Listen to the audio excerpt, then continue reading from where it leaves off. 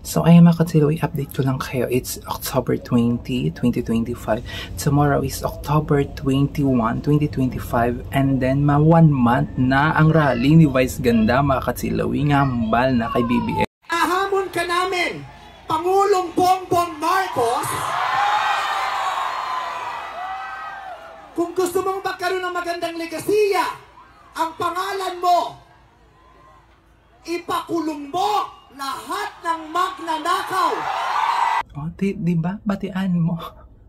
Batian mo ang bal ni Vice.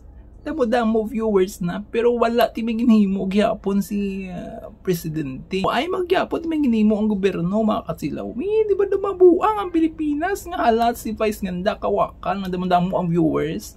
Ay mga gyapon timiginhimo si presidente. Naman ka mawanman na di po ang batas sa Pilipinas man tama ka slow. Ano yung Pilipinas man?